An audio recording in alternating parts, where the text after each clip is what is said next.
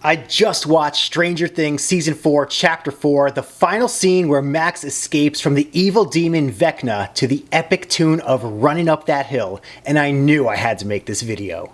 This scene is epic, and I noticed incredible mindset metaphors that I'm going to break down for you guys, along with the footage from Netflix. Hang out with me for the next 5 minutes as we go beyond the surface and analyze the deeper meaning of the song, the scene, and how it relates to life. So smash that subscribe button and let's go. Max is in the upside down alternate reality world that is controlled by the evil demon Vecna. It's a scary, horrific, and nightmarish place, but it exists only in her mind. Nobody else can see it. Nobody else can feel it. This is the first metaphor, and it represents negative self-talk that exists in our minds. As humans, we are our own biggest critics, and if you're mindful, you will notice that your thoughts can be very self-critical, negative, and damaging. This is a space that only you can feel. It's your reality created by your thoughts, and that's why Max is in there alone. Notice the friends Max has with her in the scene. They are frantically trying to help her, and this is the second metaphor that is hugely important in life. The people you hang out with the most will determine how successful you will be in life more than any other factor. Max's friends have a can't-lose attitude, and they do whatever it takes to save her. In this case, they're trying to play her favorite song, Running Up That Hill by Kate Bush, because that song seems to be a way out of the darkness for Max. Imagine if her circle of friends really didn't care about her and didn't have that compassion. Max's fate would be very different, and that's exactly what happens to people in real life. Let's see what happens next. Max comes face to face with the demonic Vecna, and unable to escape, she is tied up and constricted in a way that conveys hopelessness. Vecna represents the hardships of life: depression, loss, heartache, regret, the inescapable pains that life inevitably throws at you. The kind of pain that suffocates you and occupies your mind and makes you feel like there is no way out of that darkness. That's Vecna, and that's the third metaphor in the scene.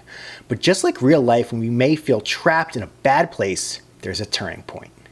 Max's friends play her favorite song, Running Up That Hill by Kate Bush, that literally opens up a hole back to reality. The music is a path back to the light and out of the darkness. Still within Vecna's death grip, Max even says the words, "You're not really here." This is the fourth metaphor in life called a turning point or a comeback. And for you or myself going through a hard time in life, this is that space between the bottom and when we are starting to climb back up.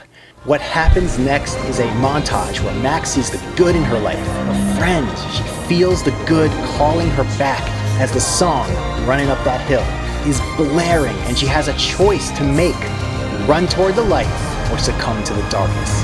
Tap on that like button and watch what happens next. And then Max decides to fight, and this is the fifth metaphor that represents the power of decision. Change happens in an instant, and it's the precise moment when you decide that you will not tolerate any other outcome other than success. That's how winning is done. Let's watch the power of Max's decision here. Is that song perfect or what? I literally got chills and emotional when I saw that scene for the first time because it was just so powerful and moving.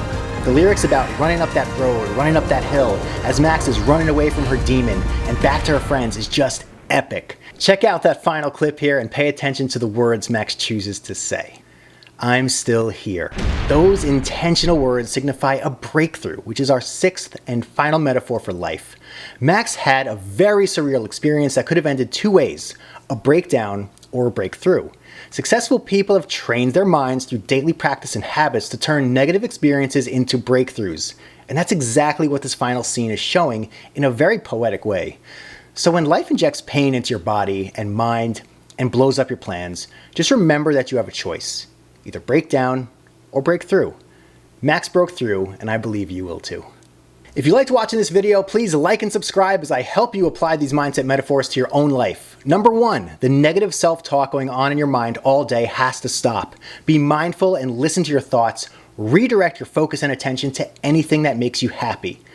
Remember to see the world as it actually is, not the exaggerated version you're creating in your head. Next, choose your friends wisely, because they have more influence on you than anything or anyone else. The right friends can take you where you want to go, and on the flip side, the wrong ones can hold you back from reaching your potential.